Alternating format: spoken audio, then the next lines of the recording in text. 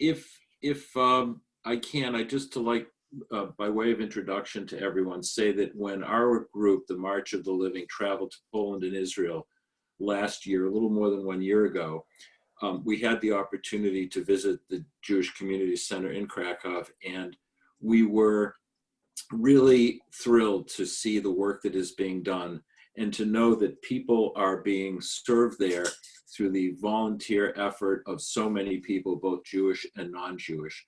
And so Jonathan described the history, how he got involved, and how the center was founded. And I thought that would be a good way to ask if he could start the conversation so that everybody could learn a little bit more about the evolution of the center and the work that they're doing and some of the constituents that they're serving. So Jonathan, if you could. Sure. So maybe just a little bit of background. When we think about Poland, we understand for the most part that there were a lot of Jews living in Poland before the war. We don't always think about the numbers or just how Jewish it was, but I think to understand where we are now, we need to understand a little bit of the past. So, I mean, Poland had 3.5 million Jews before the war. The country was 10% Jewish. So the United States about 1.5% maybe Jewish, just to give some comparison. And we understand there were survivors, but when we think about Poland, we generally think, oh, the survivors came to Boston and New York and Israel and Canada and went wherever, and that's usually for us the end of the story. But some of the survivors stayed in Poland and went underground. There was anti-Semitism and very often changed their names. And by the end of communism, by 1989, you really had the Jews who had stayed in Poland during communism had stopped being openly Jewish and had really hidden their identities. So you have a lot of people at that point who hadn't heard from their parents that they were Jewish. So in 1989, when communism ended, the country woke up from this 50-year-long period of First World War II, from 39 to 45, and then 45 years of communism. So when the country wakes up and is free, one of the first things that starts to happen is non-Jews, which is the whole country, becomes interested in Jewish heritage, Jewish history, because there was this sort of open wound in the country. The country was so Jewish for a long time, almost 1,000 years of Jewish history. They got 10% Jewish. Nazis and their accomplices murder over 90% of the population. And then the remaining Jews either leave or go underground, and the country hadn't really dealt with that. So Poles become very interested in everything Jewish, and it starts to create this atmosphere, which is a very welcoming environment for what's happening now, which are young people, essentially the children and grandchildren of these Holocaust survivors, the ones who stayed in Poland during communism, the ones who hid their identities. Their families are now coming out of the woodwork and re-identifying as Jews. And our JCC was really established to take advantage of that, and to not take advantage of that, but to really serve as a hub to help promote that, and to be, to operate in an enzymatic way to help bring that about. So the founding of our JCC, we've been open for 12 years and 1 month. We were founded by Prince Charles, which is sort of an interesting story, but I just wanted to give you a little background on how we get to that point. So in 2002, so 18 years ago, Prince Charles visited Krakow on an official state visit. And as part of his visit, they brought him to the Jewish quarter called Kazimierz, which is the best preserved Jewish quarter anywhere in Europe. We have 7 renovated pre-war synagogues. I'm actually looking out my window. I can see 2 of them from right where I'm sitting right now. The youngest synagogue, just to give you some reference point here, the youngest is from 1862, and the oldest is from the 15th century. So Prince Charles visits this very important part of Krakow, the Jewish quarter, which there's not much Jewish life going on, and he meets a few of the survivors. So since '89, Jewish life people starting to meet up again, and kind of a little bit people finding out they're Jewish, survivors reconnecting a little after communism. But Prince Charles meets with some survivors. He's very moved by hearing their history, first surviving the Holocaust and then outliving 45 years of communism. And Prince Charles asked a question that many people in that type of position ask. He says, how can I help you? And the survivors answered, tell Prince Charles, look, we have all these synagogues, we have a place to pray. What we don't have is a place to be together like a retirement club, senior citizens club. Prince Charles said, okay, I'm gonna help you realize your dream. He went back to the UK and he followed through, he kept his word, and he got involved with an organization called World Jewish Relief, which used to be called the Central British Fund for German Jewry. Why do I tell you that? Because they were the main organizer of the Kinder Transport, which saved a lot of Jewish children, 10,000 Jewish children during World War II. And they operate kind of like the JDC. They do Jewish and non-sectarian work around the world. And he approached this organization and he said, I was just in Krakow. I'm thinking of doing what about this idea of doing a senior citizens home? Do you want to do this project with me? And they were thrilled that Prince Charles approached them, as one is when Prince Charles comes and knocking on the door of your organization. It's a good thing. But they did a little bit of research and they realized that it wasn't only these Holocaust survivors, this kind of community that was kind of trailing off, that young people were starting to find out they were Jewish. They would meet up and connect, and sort of this grassroots movement of underground Jews, people were finding out about their identity, was starting to kind of bubble up. So they went back to Prince Charles and they said, listen, we'd love to do this project with you, but what about doing something bigger than a senior citizen center to serve not only the Holocaust survivors, of course we should take care of them, but we can do something even broader like a JCC to help serve this emerging community and to help this community emerge. And Prince Charles said, okay, and got involved, he gave some money. They were able to raise the rest of the funding in England. And in 2008, 12 years ago, Prince Charles and Camilla came to Krakow and opened the JCC, and we spent the day with us, and I was Prince Charles's host, which was a very, very exciting day. So we have a sort of a strange story of this rebirth of Jewish life going on, but with a perfect fairy tale beginning.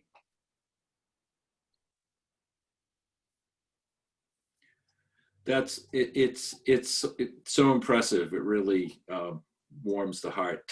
One of the things that I wanted to ask you to discuss were the other programs, the preschool and the work that's being done with Hillel and the number of people who visit each year, those sorts of things. Can you describe that a little bit more? Some of the other work that has evolved from here, Jonathan. Of course, thank you. This JCC is interesting. It's a little bit like, I would say that our JCC is like a JCC, a synagogue, a Hillel, a BBYO, a visitor center, Jewish Family Services, and Federation. If you had to kind of throw everything in there.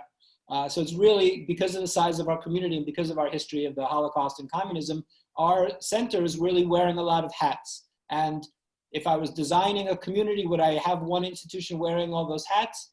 Probably not, but you don't choose what responsibilities you have. You see what responsibilities you have and you take them upon yourself. So our center is really the hub of Jewish life in our emerging Jewish community. Starting from the youngest kids, we have, I mentioned the preschool that we have, or you mentioned now that we opened a preschool 3 years ago. We're in our third year of operation, which is the first Jewish preschool to open since the Holocaust. Community school, it's full with 20 kids. So that was a need as young people started to meet each other and create families, then they needed a place to send their kids, and we provide that for them. So we have a Jewish preschool in the building that's actually been closed for 2 months. And I mentioned earlier on the call, in the pre-call, that it's opening next Tuesday. We're very, very excited to have, first of all, something going on in the building, but especially young people in the building. So we have this preschool. We have a Sunday school for kids between, I guess, 5 and about 14. We have BBYO that's run through our JCC. So for our teenagers, Hillel is a big thing in our community. So we partnered with Hillel International. For a few years, we had a student club up and running, and we decided to go merge with Hillel International to be under the auspices really of Hillel International. So we have about 75 students that are members of our Hillel. That's administered through our JCC. Again, not like an independent Hillel like you guys would have at BU or Harvard or MIT. We are Hillel for the whole of Krakow. Krakow, by the way, is just a short aside, a lot in common, Krakow and Boston. Krakow is really also like a big college town. We have a 750,000 population in Krakow, and we have 250,000 students.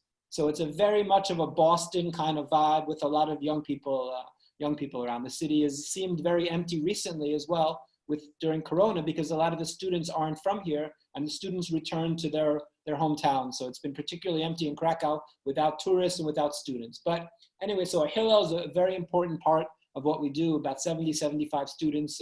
And what's interesting there is that I would say the majority of them, I would say 50 or 60 of them, grew up without knowing they were Jewish. So you're not talking about a typical Jewish background, that it's automatic, that you go, to Jewish camp and Jewish this, and then go to Hillel, or, the way that a lot of people do it where we're from. But here, these people, the moment that they really came through the doors of the JCC, or they found out about something called Hillel and got involved, that was their entry point to actually start being Jewish. So they really went from maybe knowing about their Jewish roots or not even knowing about it to actually taking those steps and rejoining the Jewish people through either Hillel at the JCC or just through our doors. So besides that, we have a dedicated space in the building for our Holocaust survivors, 50 Holocaust survivors in the building, plus other senior citizens. That's an active part. They have all kinds of classes and workshops and physical rehabilitation and social worker, counseling, things like that, all kinds of stuff going on for the seniors. We have a Shabbat dinner that we do every week. That's usually 50, 60 community members plus people from all over. An average Shabbat during the normal, if this, without Corona, this Friday, we'd probably have 100, 150 people for Shabbat dinner as normal. We have Hebrew class. We have about 300 people studying Hebrew. We have Arabic class. We have Yiddish class. We have a genealogist. We publish a newspaper. We have a choir. And we are the Jewish Visitor Center of Krakow. So a huge, huge part of what we do is to have all these visitors that historically have come, especially Jewish visitors, come to Krakow to see the camps, to see Auschwitz, which is an hour's drive away from us, and now have an opportunity to see Jewish life. So last 2019, I think we had about 150,000 visitors came through our building. So we're a community center and all serving the community, the Jewish community, and also trying to be an interface between the non-Jewish community in Krakow and the Jewish community, and then also welcoming all these visitors. So 4 or 5 nights a week, we're having a dinner in the building. We have a kosher kitchen. We do all the catering in the building itself. So we have all people groups that come and hear from us and eat with us and join us. One other thing that's kind of interesting about what we're doing is that we have a tremendous amount of non-Jewish involvement.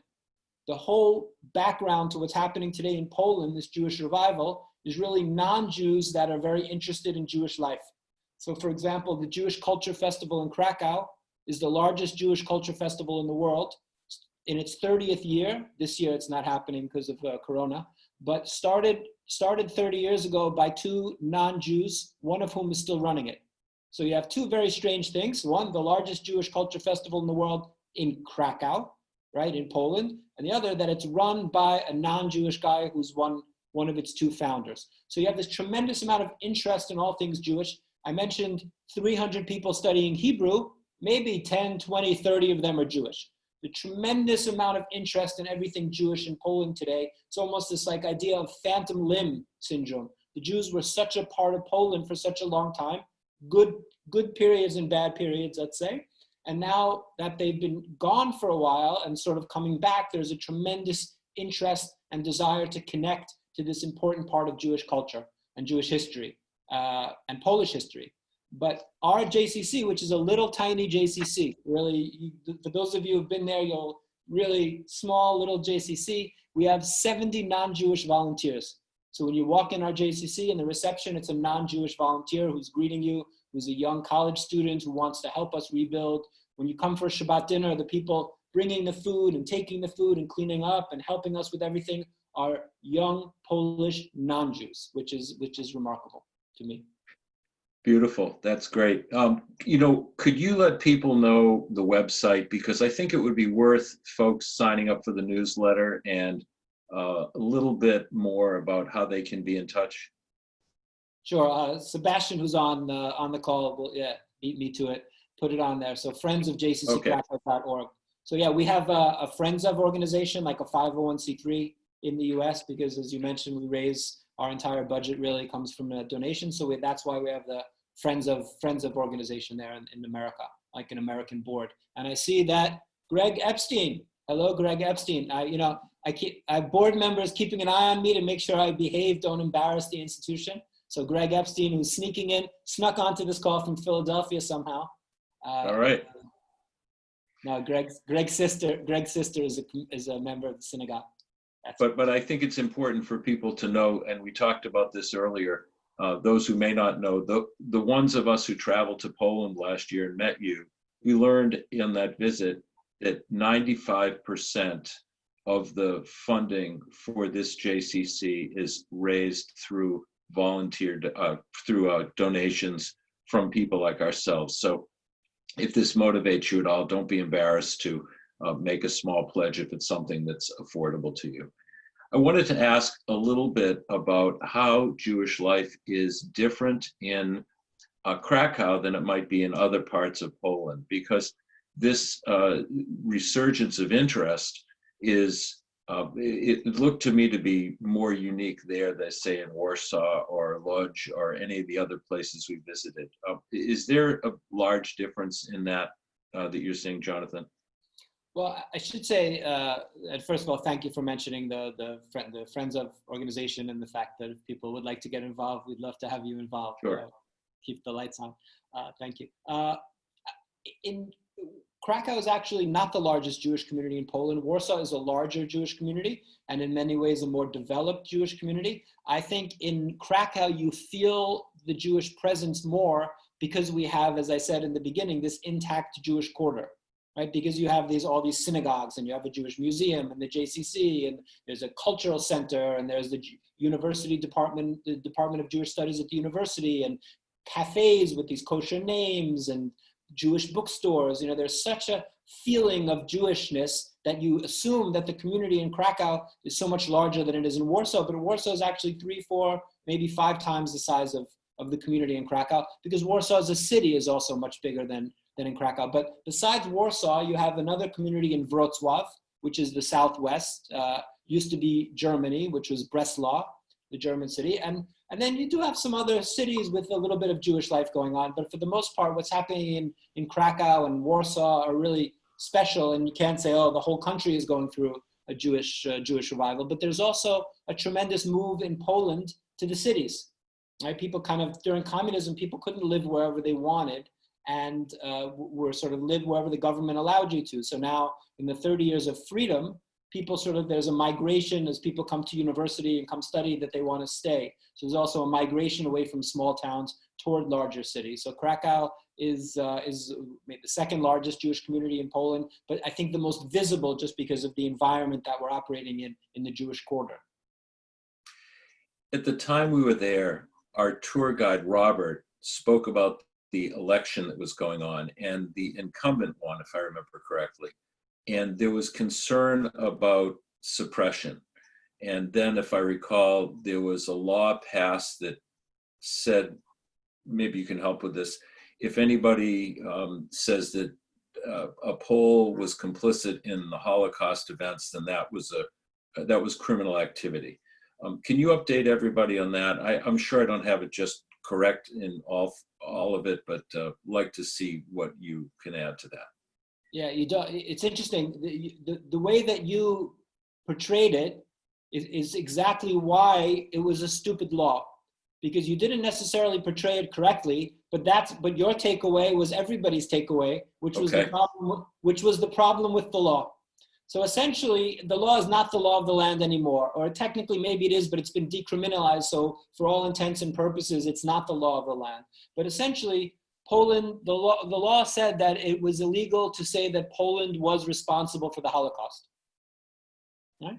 Well, shouldn't really be a big deal, because Poland as a nation wasn't responsible for the Holocaust. But for all of us who aren't Holocaust deniers or revisionist historians on this call, we understand that Germany was responsible for the Holocaust, and we can assign blame to different countries and people and areas in different ways around Europe, but we understand that Poland didn't invade itself and build concentration camps or staff the concentration camps. This was Germany. So why was it controversial to say that Poland wasn't the one responsible for the Holocaust? Exactly for the reason it was controversial, because nobody understood what it meant to say that Poland as a nation wasn't responsible, because Poland was occupied from 1939 to 1945.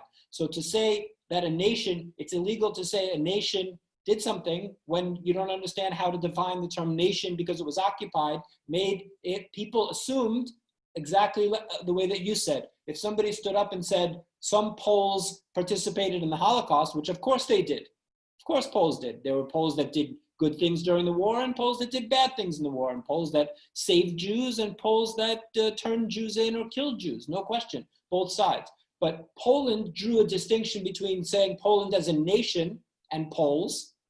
But the problem was none of us really, when we speak the way that you spoke, and you said, oh, that Poles, right? So people understood it that way, and it became very controversial. And there was a question, oh my God, if I say that my grandfather was in the forest and he was turned in by Poles, am I going to get arrested by the police for saying that? Which was not really the intent of the law. So the law was a very poorly written law, and they didn't explain it. And then it just sort of led to a lot of problems between Poland and the Jewish world, Poland and Israel. A lot of anti-Semitic comments started to kind of fly around because, you know, people were like, aha, Poland's being anti-Semitic, and then Poland's like, what are you talking about? But I think it didn't come from a place of anti-Semitism among within the Polish government. I think it came from this, more from a nationalist point of view, that Poles always felt Poland feels a little bit unfairly blamed for the Holocaust, which you can kind of understand a little bit if you think about it. If you want to learn about the Holocaust and you get on a plane, wish that was possible. If you want to learn about the Holocaust, you don't fly to Berlin. I mean, if you're doing your PhD, you eventually might make it to Berlin. But if you want to learn about the Holocaust, you go and you get on a plane and you go to Poland. So Poland is more closely associated with the Holocaust than with the country that perpetrated the Holocaust. So you would imagine that the country now, 70 somewhat years later, is sensitive to that. Not to say that there's nothing to do with the Holocaust, but that they are seen in some ways, and we Jews are very guilty of this ourselves very often, of blaming Poland and associating Poland more with the Holocaust than we do Germany. So they passed this law to try to fix that, and of course the law obviously had the complete opposite effect, and the result of the law was that people thought Poland was more anti-Semitic and associated Poland more closely with the Holocaust because they thought Poland was trying to shut everybody up and not have them talk about the Holocaust. So at the end of the day, after a year, Poland finally, the government finally got it through its head that this was not helping anybody, this law. It wasn't protecting Poland's good name, and it was ruining Poland's relations, and it wasn't fair, and it wasn't doing anything that it meant to do. So they took the law, they decriminalized the law, and things since then have gone back to normal. Thank you. You know, something occurred to me to ask during this. We visited the Polin Museum. Am I saying it correctly? Yes. And you know, when you go anywhere to visit, suddenly you have an interest in everything you see and read. So I read that the director was not reappointed as a director, but there was more of a political subsequent director that was more in the pocket of the government. And this museum, for everyone to know, covers 1,000 years of Jewish history in Poland, and it was very, very fascinating and new, fairly recently built. So is there a commentary on that about the director's change and how that may have been politicized? The director's change, first of all, the director is a very close friend of mine. His name is Darek Stola. He just got a nice award yesterday from the Toby Foundation, an American foundation that supports Poland. They give an award every year to a non-Jew who's done a lot to help Jewish-Polish relations. Professor Stola is a wonderful director and was somebody who was known as being very critical of the government. And considering it is, for the most part, it is a public-private partnership, but the museum ultimately is run by the Ministry of Culture, then the government said, this guy is an anti-government guy. Why do we need to pay an anti-government guy to be anti-government? So let's get rid of him.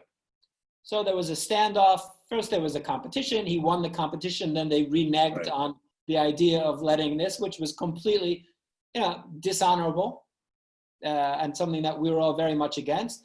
The positive, though, is that his number two, his deputy, who was a guy who's actually Jewish, the director wasn't Jewish, and the deputy, who has now become the director, is Jewish and is a good guy and is his right-hand man. So it will continue along the path that it was. But it was something very, very, very disturbing for all of us, because really the government shouldn't be meddling in those things. And if the guy privately is a guy who's against the government, then fine, so what? It doesn't mean, Poland also should not see itself as some kind of, banana republic place where if you're only dependent on favor, whether you support the ruling party.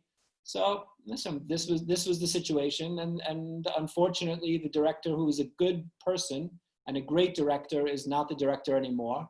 But the museum, I'm not anticipating. The compromise kind of was to have this assistant director become the director. So I'm not worried about the future of the museum. I'm worried about Poland in other ways, and I'm very saddened by the fact that this guy who did an absolutely bang up job as the director is not the director anymore. But the museum will be okay. Good. I saw a question go up that Arnie Lowenstein posted. Arnie, do you want to jump on and ask your question? You there?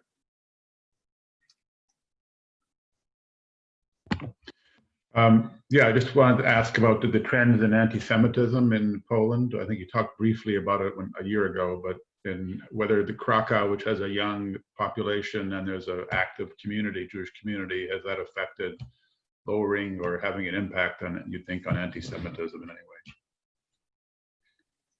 We don't feel a terrible amount of active anti-Semitism.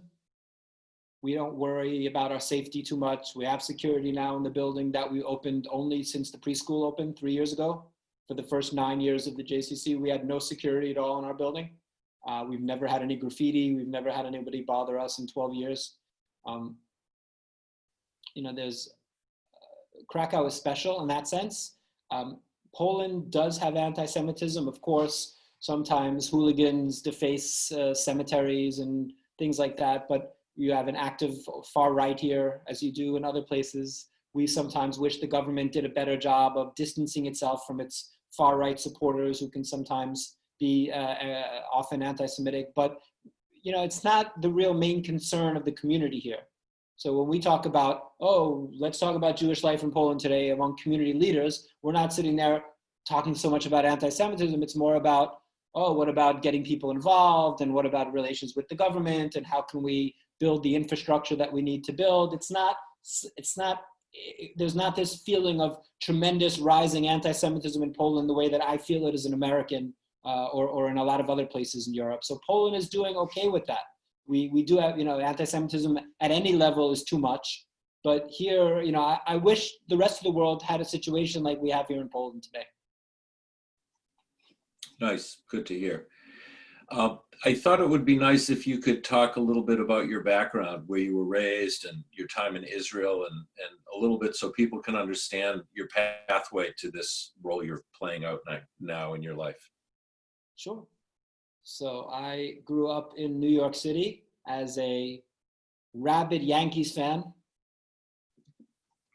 I wanted to say that and then leave it for a second and then see if the participant number goes down. Okay. I smile. All right then. All right. So I just wanted to put that out there straight away. Good. Yeah. Growing up, yeah. So I grew up in New York City. I grew up Orthodox, in an Orthodox household. At a very young age for me, that was not for me. They tried to send me to yeshiva, and I ran home every day. And then I went to public school, but I went to a conservative Hebrew school for like 12 years, through like 12th grade. And I had my bar mitzvah. I actually had to have two, because my dad went to the Orthodox synagogue and I went to the conservative conservative synagogue, so I feel very comfortable. Always happy when I talk to conservative synagogues, especially because we don't have it in Poland at all. There's no conservative Jewish life really. So there was that. So I kind of grew up with a complicated Jewish identity because my father never really accepted that I wasn't Orthodox. So I wasn't somebody who was very involved in all different youth groups and so excited about being Jewish. A lot of people who were my peers as JCC directors and these community leaders were all these sort of gung-ho Jewish involved people. No, not for me. I always felt, I was always made to feel that I was a bad Jew because I wasn't an Orthodox Jew. My dad wanted me to be, and to be honest, still wants me to be, but you know, what can you do? So that was just a little bit, I feel it was the irony as a JCC director now. It's kind of strange. But I went to college in North Carolina, UNC. I was starting law school, and then I realized that might not be for me. So I deferred for a year and went to Israel and fell in love with Israel, decided to make Aliyah, and was on a kibbutz, living on a kibbutz. I joined the army for a couple of years, and then back on the kibbutz and deciding what I would do, stay on the kibbutz or move to the city in Israel, move to Tel Aviv. And I met a Polish woman and I fell in love. She was not Jewish, volunteer on the kibbutz. And I moved to Poland in 2001. She was from Łódź, from Łódź. So that's why I lived there for a year. And then I got a job in Krakow teaching at the university here, at the Department of Jewish Studies. And so I moved to Krakow, and we broke up. I never got married. It didn't work out with her. And I fell in love with Krakow, and I stayed. And I was teaching at the university for 6 years or so. And then they opened the JCC, and I became the JCC director. I always joke, my wife tells me to stop saying it, that when they were building the JCC, I was the only one in the country who knew what the letters JCC stood for. So that was enough to get me the job, which is, it's actually, I think, pretty true. But I had no experience or anything like that in running anything, or, you know, was living on a kibbutz and working at the university, and somehow became the director here. But it has a happy ending, the story with I said that I met a woman and came here because of a woman and we broke up, but there is this nice happy ending, which is I met my wife, Kasha, at the JCC, who grew up without knowing she was Jewish, and she found out she was Jewish in her 20s, and she wasn't too involved, and her sister actually found out, and her sister, who was more involved in our Jewish community after finding out that they were Jewish, her sister brought not yet my wife to the JCC for a Hanukkah party, and we met, and then she became a little bit more interested in her Jewish identity, and we fell in love and got married in the courtyard in front of the JCC. And she's actually a chef, and she does all the kosher cooking at the JCC. We do something like 5, 6, 7, I forget, 1,000 meals a year in a normal year. And actually, we're right across the way. We have a sort of little guest apartment, and she is in our apartment right next door, where she's doing an online cooking workshop for the community. So it's kind of nice thing. We both have the Zoom thing going at the same time. So it's a nice story of the way things worked out. But it's very strange that I have become this sort of Jewish community center director, leader, because being Jewish is something it was never something I was comfortable with. When I went to Israel for the first time, this Israeli identity, and it was a Judaism that was separate from my father, I think suddenly became a little bit better for me, and being Israeli. But it's weird. I'm the last person in the world that anybody that ever knew me would say would be in this job right now. Well, I hope your dad is proud of you. I'm sure he is. So he's proud maybe of me, we can. He'd be even more proud if I was wearing a kippah. Sorry. Well, okay. Nevertheless, I think it might be nice if we open the conversation up to anybody who wants to chime in, ask a question. Maybe there are some people on the call who have a Polish background and have some experience to share there, either themselves or relatives of theirs, and I think it would be nice if we could do that. So if anybody unmute themselves and go ahead and add anything to the conversation, please feel free. Anybody? Yeah, I have a question. I actually was in Krakow 5 years ago. So I'm curious, and obviously then there was a tremendous amount of interest from the non-Jewish community and all things Jewish. All right, is there or is there much of a, I know there's the interest, are there actually non-Jews who are converting to Judaism? I'm not talking about those who actually have Jewish background. I'm saying strictly, Right. yeah. There are, like anywhere there are, but I would say the majority of non-Jews who are involved are not trying to be Jewish. They just want to be involved and do a PhD in it, or be a tour guide, or work in a museum, or study some Hebrew, or visit Israel. Just want to be connected or volunteer at the JCC. But there are some, so the vast majority of them don't want to convert. There are some that convert without Jewish roots, but the majority who do convert have Jewish roots. So my wife converted because she was Jewish on her father's side, and she wanted to make it more official, so she did convert. She converted.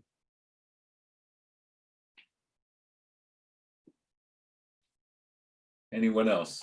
I wanted to ask a question about an unsettling experience I had in Krakow, and I hope you can help me better understand this. So I was in Krakow with my husband about 4 years ago, 3 or 4 years ago, and our tour guide was not Jewish. And I asked the question, I raised my hand, how many Jews live in Krakow? And he said, there are 200 registered Jews. Yeah. That was upsetting, and I wonder if you can speak to that. I can, yeah, it's a good question. So in Poland, in many places in the world, Jewish life looks very different than it does in the United States. And we sometimes think, oh, the United States is like the normal way, but in very many things, the United States is the outlier. So in many places in Europe, you have especially in post-communist Europe, you have an official Jewish community. What does that mean? In places like Poland, Krakow was 25% Jewish, right? Poland was 10% Jewish. You have all this property. You have synagogues, you have hospitals, orphanages, high schools, schools, all this Jewish property. What do you do with it after communism ends? So the government essentially created a system where there's an official body that represents the Jews. And you have this in many places, not only in Poland. So there's a membership-based body called the community, right? So if I'm a Jew living in Boston, then I'm a member of Boston's Jewish community, right? I don't have to go sign up anywhere.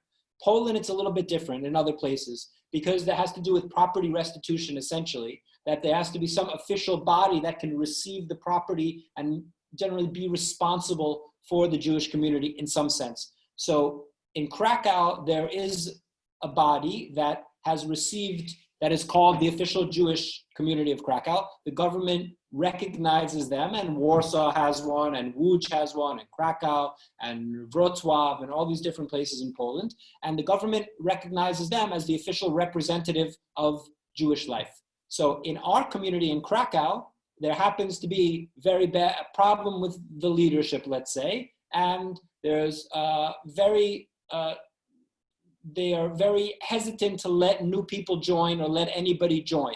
So that's why we, at the same time at the JCC, have 750 Jewish members, and the official Jewish community in Krakow has 200. That number actually is about 100, really. So your guide was being, in some ways, the number was too low, but in some ways the number was too high, because in that registered official Jewish community, there are about 100 members. But that's not indicative of the amount of Jews. That's much more indicative of just the way that the community allows people to join and what their motivation is or isn't to let people join based on the leadership. So the Warsaw community probably has 800 or so people that are officially registered in the community. But it doesn't mean that you can't be involved in Jewish life. It's just you have to go to this organization and then apply to be a member, which is very strange for us as American Jews, but is often the way it is in Europe, especially in places where the government needs to deal with, in some official way, with the Jews, right? If he has property, who do you give it back to? Who's responsible for the cemeteries, things like that. Anyone else? Actually, I was going to ask Shelley. Jonathan, maybe you could tell them Yeah, hi, Jonathan. Maybe you could tell the group about, you're talking about the Jewish community, the whole story with the Isaac. Sure. So, I mean, the problem a little bit in Krakow is that you essentially have to be a little careful here politically. But are we recording or, oh, we are recording. You have essentially, let's put it this way, that there's a lot of real estate that's been given back to this community, and the leadership of this community is not as much transparency as there might be in terms of what's happening with all the real estate that's been restituted back to the community. And there's one family that's been in charge of this community for a very long time. So if you take a lot of real estate that's been given back, one family in charge for generations, and not too much transparency, if you do the math there, I think you can add that up and understand a little bit about the situation that we're in Krakow. So the situation, so that's the overall situation. What we're talking about with the Isaac Synagogue is that the official community was renting the synagogue to the Chabad, which was also the place where really everybody prayed. That was the most functional synagogue. That's, if I went to the synagogue, that's where I would go. Although I'm, as we pretty much established, I'm not exactly a Chabad person.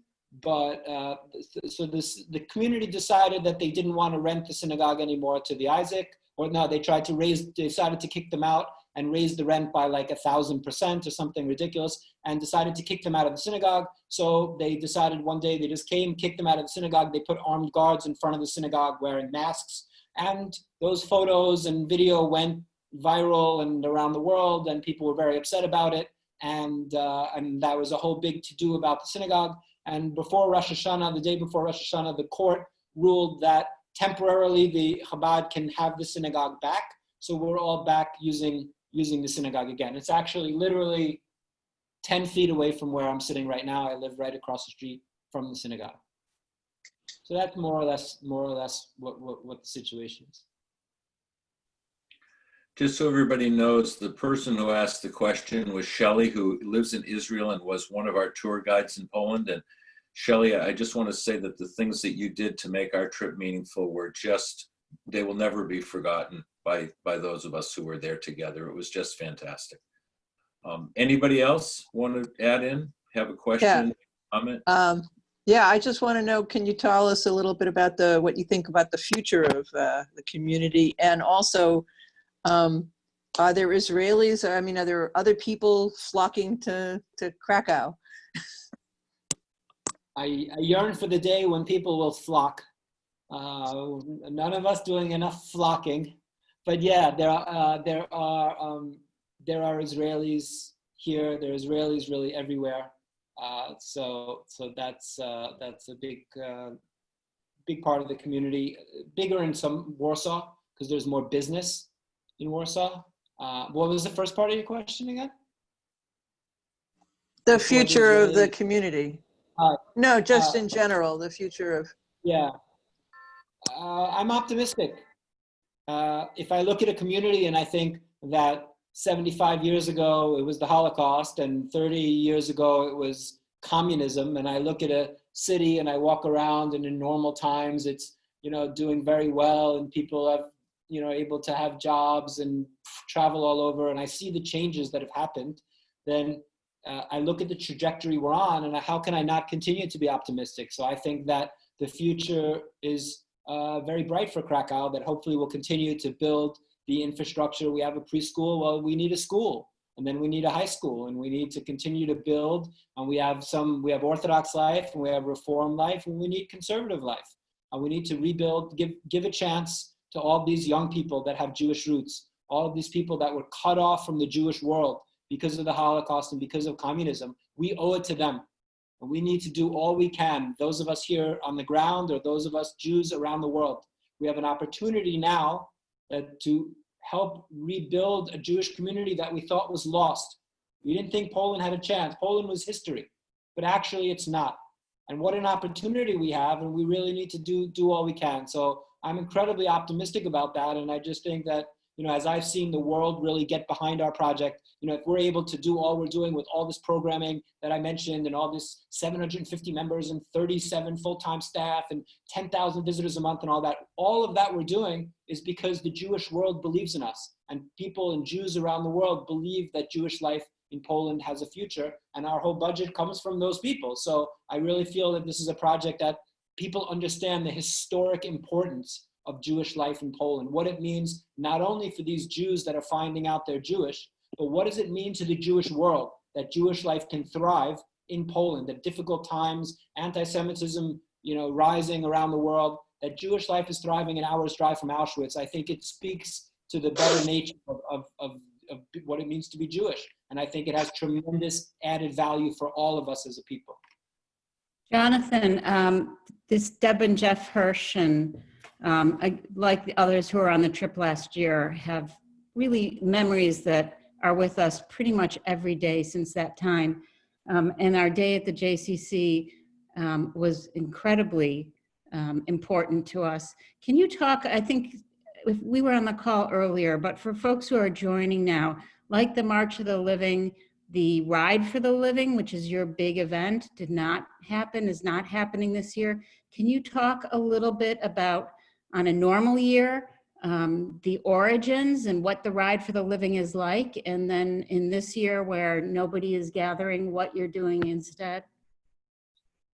Thank you. Yeah, there's nothing I want to talk about in the world more than Ride for the Living, I got to tell you. So thank you for that. I'm very proud of Ride for the Living. There's a lot of good stuff going on, and that's really something that's been really a special thing that we do every year. It's not happening in a normal way this year, but I'm going to tell you at the end how it's something that everybody can get involved in. So we are an hour's drive from Auschwitz. We're by car about less than an hour. And there is March of the Living, and March of the Living is marching from Auschwitz to Birkenau. All right, so this is something that's very important to do. But we always felt that there was something else, maybe a little missing piece in terms of showing about Jewish life. So something happened which sort of inspired it. There was a guy from London named Robert who fell in love with a Polish woman. We see that that's a little bit of a trend. And Robert, and this is 2014, Robert decided, instead of flying to Poland to be with her, he decided to ride his bicycle. So he gets on his bike and he rides from London to Poland. He rides all through Poland. He videotapes his ride. He blogs about it. He stops at all these different sites that are related to the Holocaust. And he raises awareness about the Holocaust and the liberation of the camps. And he does a great job, and he finishes his ride 1,350 miles, took him 3 weeks, and he finishes his ride in Auschwitz. That Shabbat, he comes to dinner in Krakow, comes to the JCC, and he finds something that he wasn't expecting to find, which is Jewish life. He thought that he went to Auschwitz, that's what there was to see in Poland. He had no idea that there's Jewish life in Krakow. So he just meets this new community that's been created. We become friends. He starts to become involved in the community a little bit. And one day we're sitting around and we say, listen, it's great what you did. You rode your bike all this way. You raised awareness about the Holocaust, good for you. It's a great thing. But like I said, listen, you finished in Auschwitz, which from my point of view, it's not a place that you finish if you have a choice not to finish there. Right? Too many of our people their lives were ended there. It's not a place, I don't think it's the end. I think that your ride is unfinished. And I think we need to complete your unfinished ride. And I think we should go from Auschwitz, a place of darkness and tragedy, to the JCC in Krakow, a place of light and hope. And I think we should call it Ride for the Living. And we should do it as a fundraiser. And we should raise money for our Holocaust survivors. And let's bring them on a trip to Israel. So that's exactly what we did. We had 15 participants that first year. They rode and we raised money. We brought 30 Holocaust survivors to Israel. We paid for the whole trip. We went around with them, many to Israel for the first time. Some had never been on a plane. It was an amazing, amazing trip. And we went to Yad Vashem. They paid tribute to the non-Jews who saved them. Very, very emotional, fantastic. And we had this, so we see this ride is great. Look what we were able to do because of this ride. Why don't we just make it an annual thing? So say, okay, we'll do it again. So 2015, we do the ride again. We have 85 participants, right? So we've gone from 15 to 85. It's about 60 miles. And right before the ride that year, a couple months before, we get a phone call. Guy says, "Hi, my name is Marcel. I'm from Montreal." We go, "Great, Marcel, Montreal." They're finding out about the ride north of the border. We're going international. He goes, "Oh, I'm from Krakow." We say, "What, from Krakow?" And he tells us a story that Marcel, at that point, this 2015, was 80 years old, from Krakow, Auschwitz survivor. And he tells us his story that when he was a 10-year-old boy, January 27th, 1945, he was liberated from the camp, and he was decided with some of the other kids to walk back to Krakow to look for his family. So they they did the walk. It took him a week or so to walk to Krakow. He was in terrible shape, as you would imagine, to look for his family. His whole family had been murdered except for his mom. His mom eventually found him in an orphanage, and they lived in Poland for a while. He became a bit of a cyclist, and then they moved to Israel. And from Israel, they moved to Montreal. And now, like all good cyclists, Canadian cyclists, who want to cycle year round, he spends his winters in Boca cycling. So he tells us this whole amazing story. In the end, he goes, "Oh, and I'd like to come on the ride." We said, "Oh my God, you're 80 years old, you want to come on the ride?" "Yes, I'm in good shape, I'm coming on the ride." So Marcel comes on the ride. He brings his son and his grandchildren, and we all ride together. And instead of walking on the path looking for his murdered family, he's riding with the reborn Jewish community of Krakow, 85 people Jews from America, non-Jews as well, his own family that he created, and son and granddaughters, and we ride along the same path that he walked when he was liberated as a 10-year-old. Since then, Marcel's been back every year, except last year he had a fall before the ride and wasn't able to do it, but he came back 3 years, 2016, 17, 18. The ride has grown and grown. Last year we had 250 participants from 12 countries. We had a Nobel Prize winner. We had Greg LeMond, who, if you follow cycling a little bit, or if you remember, is the 3-time Tour de France winner, did the ride with us. The chief rabbi, just people from all over, Israeli cycling champion, Olympic cyclist. And it's really become this huge, huge ride, which this year is not going to happen in that way. It looks like it'll be probably me riding from Auschwitz to Krakow by myself. But actually last year that Marcel did, we had another Holocaust survivor who joined us, who was 90 at the time, who rode on a tandem bike with me, who was actually a survivor who's in 5 different concentration camps, and he did the ride. So the ride, and they're making a feature documentary about the ride that's going to be out at some point this year. It's going to be like probably Netflix and all that. We have someone who's producing that and making that. We had a film crew. There were 23-person film crew in Poland last summer filming the ride. And what's really cool about the ride, not this year because it's not happening, but the ride is always during the Jewish Culture Festival. So you can come to the ride and participate in this huge Jewish Culture Festival. The bicycle ride is on a Friday, and after the ride finishes, take a shower and get ready. And we had Shabbat dinner last year was for 750 people after the ride. So massive, just an amazing, amazing thing. And this year we're doing virtual Ride for the Living. All the information is going to be at the website. So what does that mean, virtual Ride for the Living?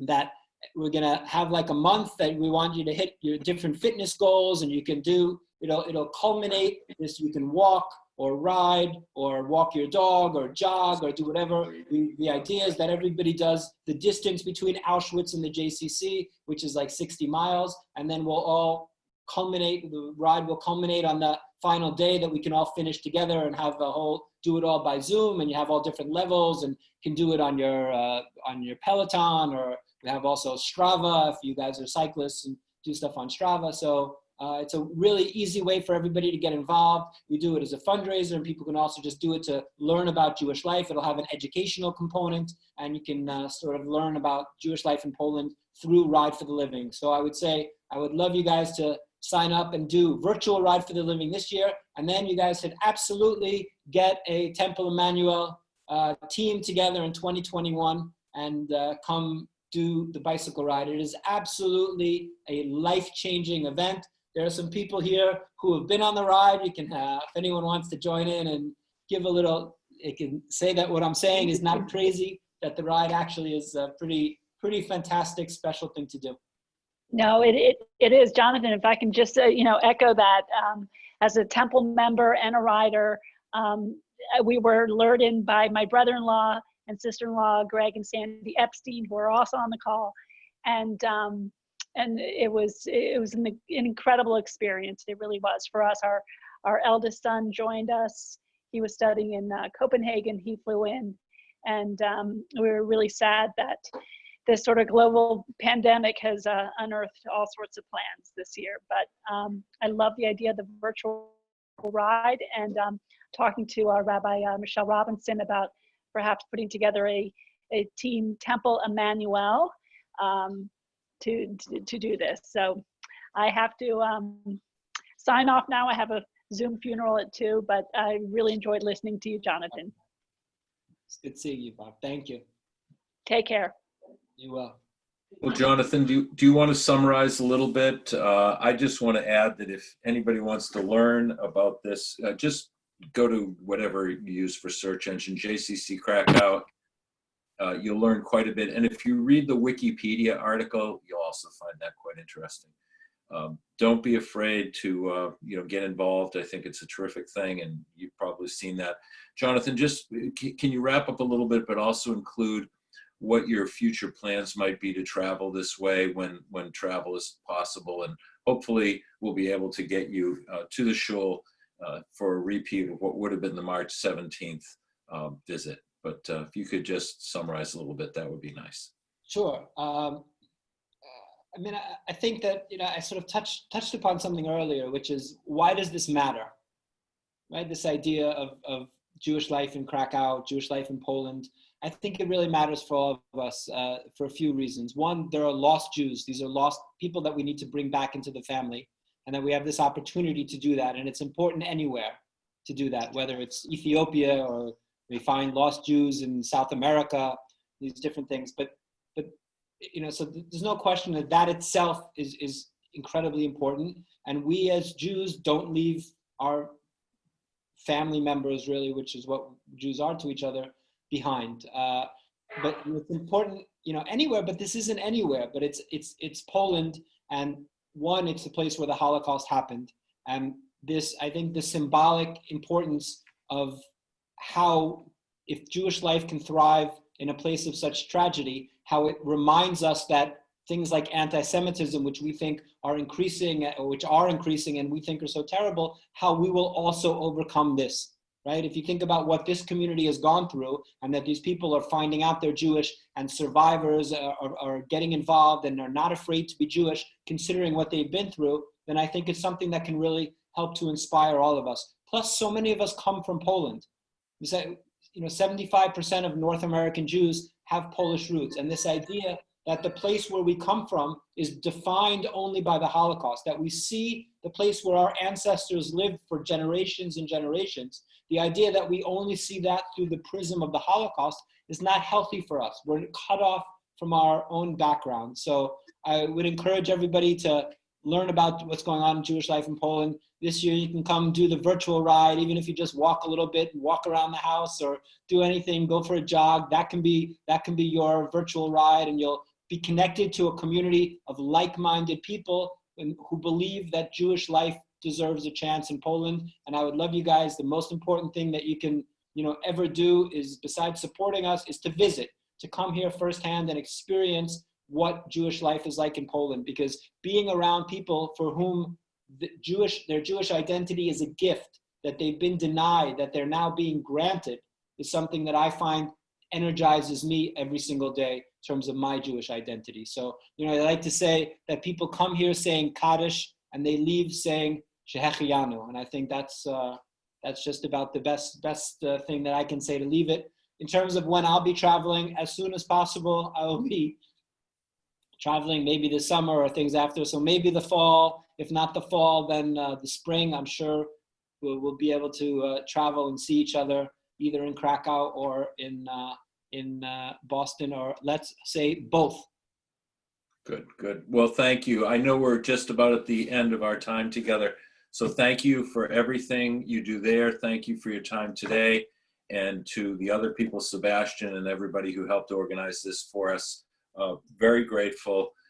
Good refresher for us to hear again, those who were on the trip. And I hope to see you again soon. So anybody who wants to get involved, go to the website. There are ways, and you'll find it very, very inspiring. Sign up for the newsletter, and you'll be amazed at what Jonathan is doing over there. So again, thank you, everyone. And Jonathan, especially to you, stay safe and well. And we hope to see you when the opportunity arises. Thanks so much, Stan. Thank you, Caitlin. Yeah, Caitlin, thank you. Thank you, everyone. Have a great Thanks, day. everyone. Stay safe, everybody. Bye-bye. Thank you. Be well. Stay safe. Thank you.